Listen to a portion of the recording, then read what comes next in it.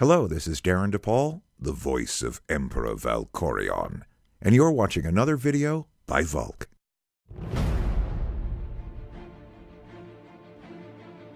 Greetings from Bulgaria, my friends. I'm Vulkk.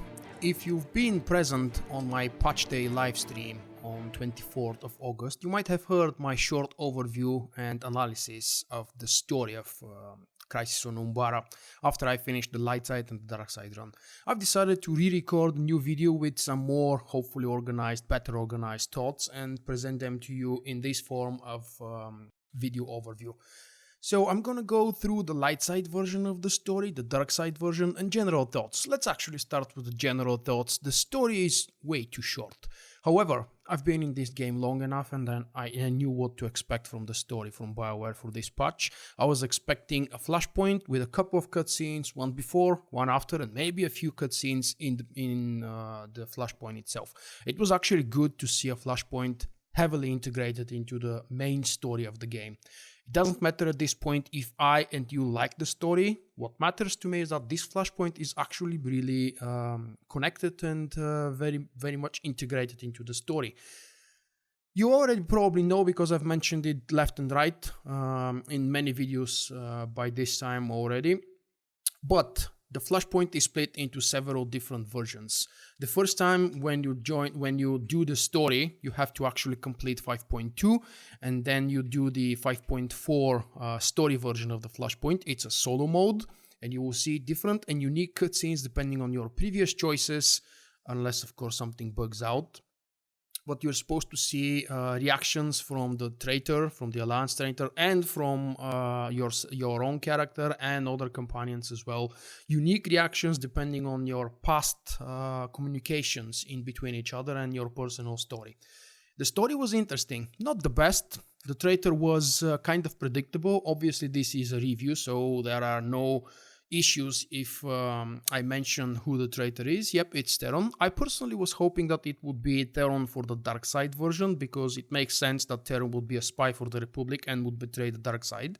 And I was hoping that Lana would be actually the Alliance traitor for the Republic version of the playthrough, which means that when I played with my Republic character, the Sith companion Lana Beniko would have betrayed me.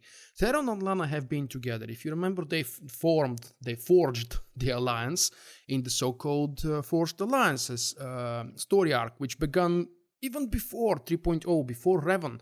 So these two characters have been leading the organization, the creation, the coming to power, and apparently now the destruction of the Alliance, because have no doubts, this Alliance will die.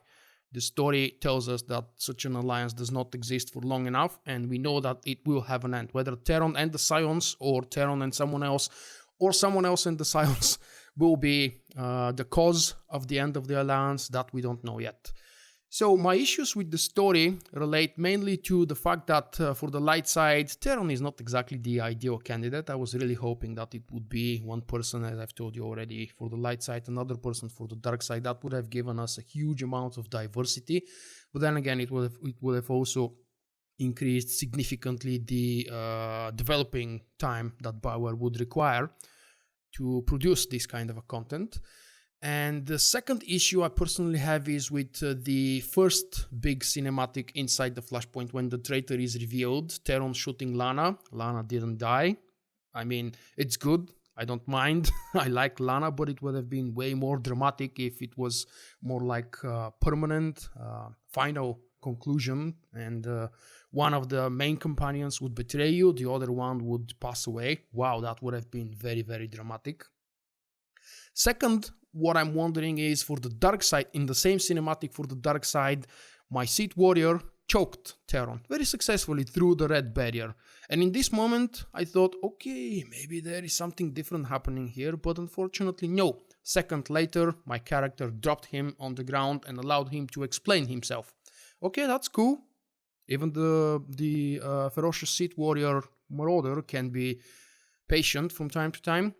However, after Theron explained, my Sith warrior was actually even more angry and even less patient. Why again? I didn't, I mean my character. Why did my character not choke Theron again and just finished him right there?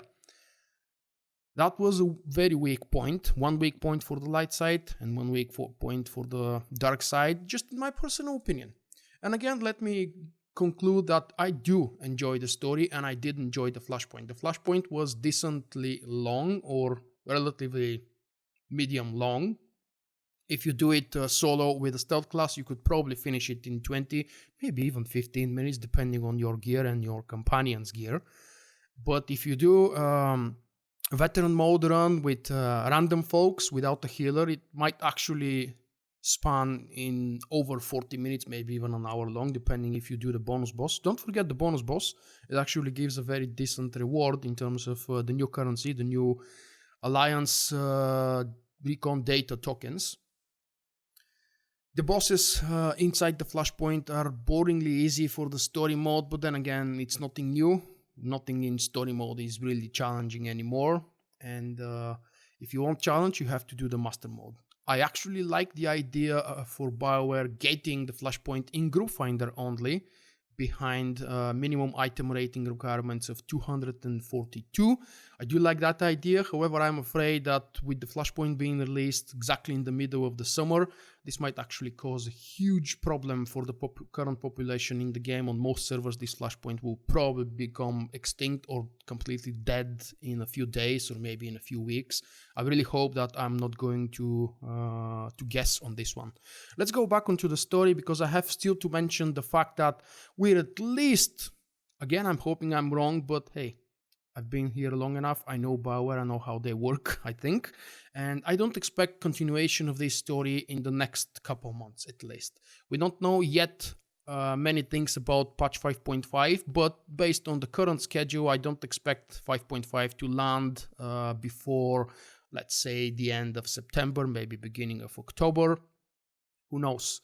We're also hoping for a new expansion to be announced during the New York Cantina in the beginning of October. But hey, maybe. Okay, this is just a thought, and I think it's getting more and more popular in the last few days. But what if these story arcs that started with 5.2, the war for Alcat, and now the continuation crisis on Umbara, what if there is a third and possibly a fourth one leading up to the next expansion, which will be, let's say, November or early December released? Whether it's a full-fledged expansion with a price, something we haven't seen since Revan, or maybe a free expansion like Kotet and Kotfi for the last couple of years. That doesn't really matter as long as we get new content, new story, new interesting stuff. And what I was actually trying to tell you is that I have a feeling this might shape up to be a prelude, just like Forged Alliance's for Flashpoint, released in, if I remember correctly, 3 separate cycles, or 4 separate cycles actually, forgive me. Well, it doesn't really matter anymore. But these flashpoints and the mini story arc of forming the Alliance was actually a prelude to the Revan expansion. And maybe that's exactly what BioWare is doing right now, because the timetable is pretty much exactly the same. They started releasing it in early spring, and they continued through the summer, leading up to the next expansion in the winter. Let me know what you think about that. And, of course, I have to demand, let's give it to Teron Chan, because he managed to fool pretty much all of us. Thank you for watching. I hope you have enjoyed the video.